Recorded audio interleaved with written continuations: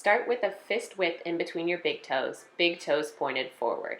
Curl your fingertips to your finger pad, open palm, palms facing down, thumbs forward, and circle up and forward, keeping your shoulder blades pinned together as you do this exercise. That's the most important part. The circles are about a salad plate big, and if you look down either side of your arms, you should see half the circle in front of your body and half the circle behind your body. And you can always adjust the sets, reps, and time for these exercises. Do about a medium amount today.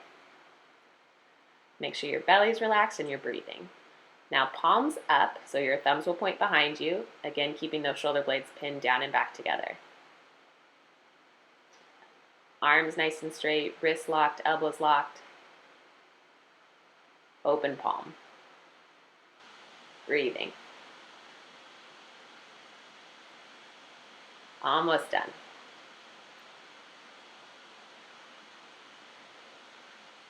A fist width in between the big toes again, toes pointed forward, fingers down, hands on the small of your back. Squeeze your elbows towards one another and let your pelvis roll forward. Thigh muscles tight like you're pushing your knees back and breathing. Gently look up if that feels good. And then see what your feet, the weight in your feet is doing. If it's towards your toes or towards your heels, balance it out. Then go back up to the quads. Make sure both quads are tight. One might want to relax. They both might want to relax. Belly relaxed. Pinning those elbows towards one another. And then gently looking up. And again, make sure you're breathing.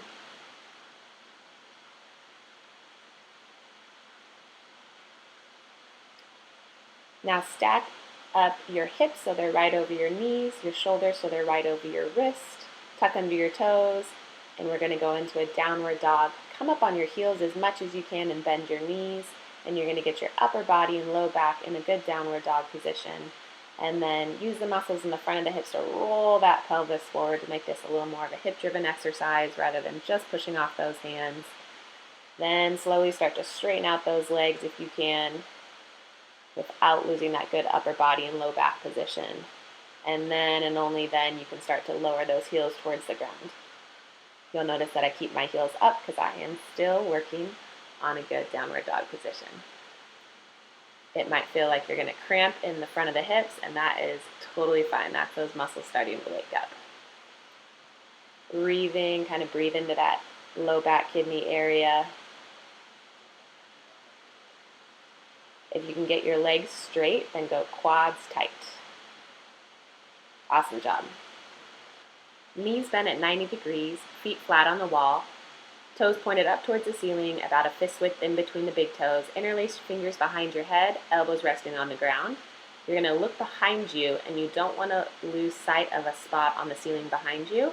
And you're going to do small crunches, lifting the shoulder blades just 2 or 3 inches off the ground. And you want your head and your elbows to hit the ground at the same time. So you want to think abs are doing this exercise and that your hands are creating a hammock for your head, and try and relax those neck muscles as much as possible. Breathing during this exercise, getting ready for the second set. And just make sure your toes and your knees stay straight up towards the ceiling. Don't let them go out and don't let them go in. Again, elbow and head hitting the ground at the same time. Got a couple more of these, you're doing great. Coming up, we're going to be doing jump rope for the next exercise. So just like your jumping rope, make sure your shoulders are relaxed, make sure you're smiling and having fun. We have about a minute of this.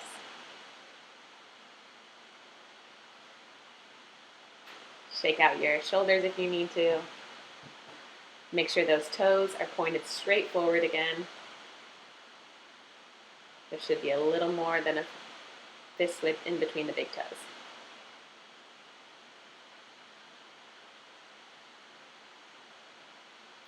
Notice if you're staying in the same spot or if you're jumping all around.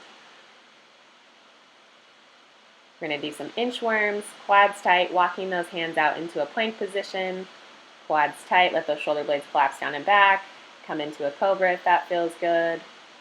Use your hip muscles to pull those hips back as you walk your hands back all the way up. Awesome job.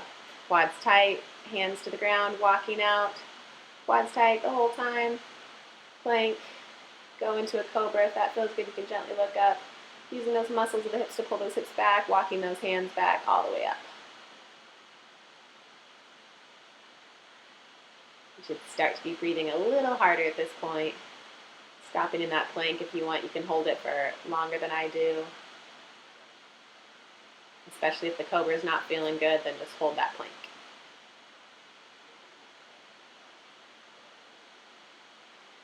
You could also not hold the plank as long and go straight into that cobra and back up.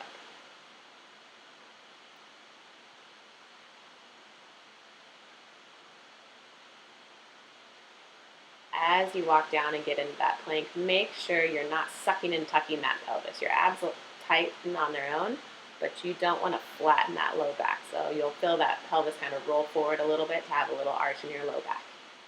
And that's what we want for this one.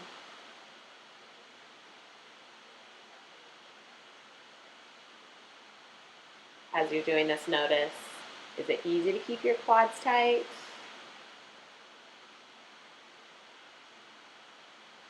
And again, none of these exercises should be painful, so if they are, skip them and let me know.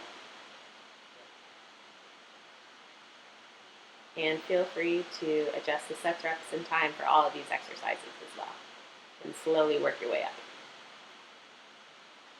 Think of this as just an opportunity to move the body while most of us are working from home.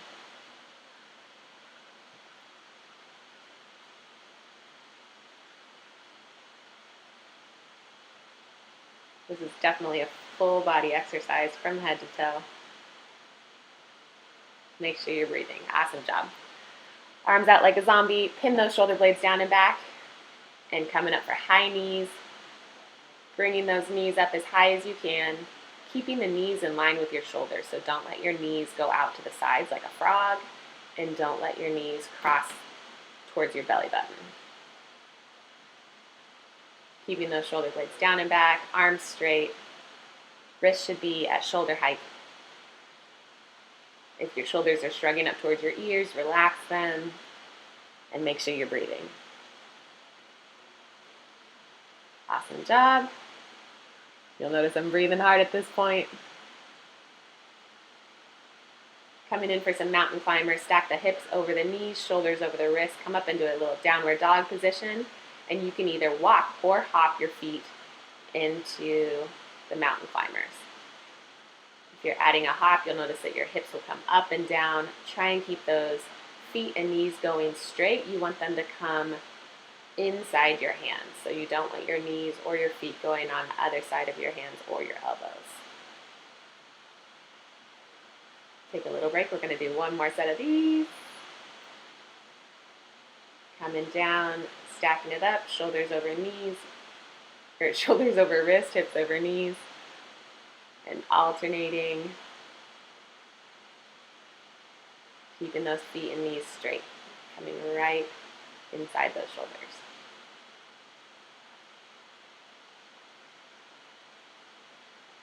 Catch your breath, shake it out.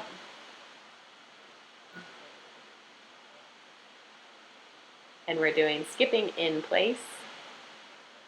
Really driving those knees up, and again, keeping them in line with the shoulders. Bent elbows, let those arms swing forwards and backwards.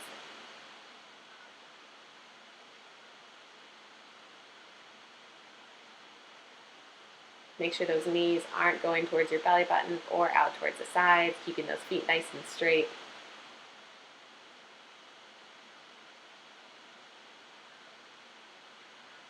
Awesome job. We have one more ab exercise. You're going to let the soles of your feet touch, knees relax out, interlock, placing those fingers behind your head, creating that hammock, elbows back, and you're using your abs to lift up.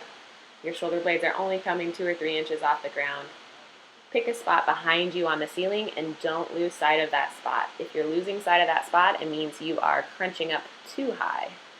And again, you want your head and your elbows hitting the ground at the same time. We don't want to be using our neck and our upper body to do this ab exercise. We want to be using our abs. Again, soles of the feet are touching, legs are relaxed out. You're doing awesome, keep it up. We are almost done. And you can always work up to the full number of sets and reps. Great job making your way back up.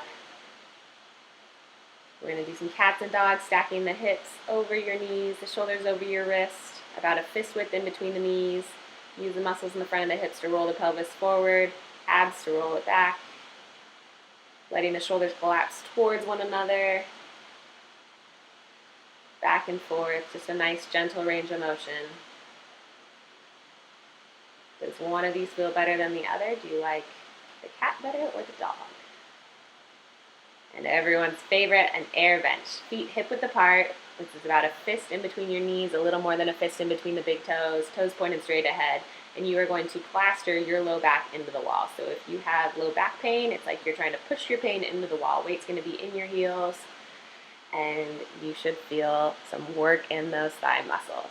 Try to relax your shoulders. Your shoulders and head don't need to be touching the wall.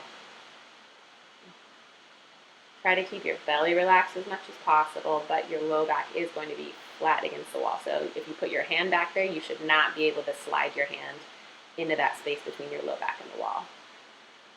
Relax those arms either at your side. You can put them palm up on your lap. You just don't want to be pressing down. Make sure your knees are staying stacked right over your ankles, and you want at least a 90-degree angle at your knees. So don't sink your butt lower than a 90-degree angle. If anything, you could have it a little bit higher.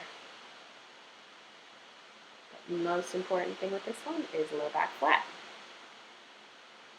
And we are almost done. This is our last exercise. Coming on up, sliding up.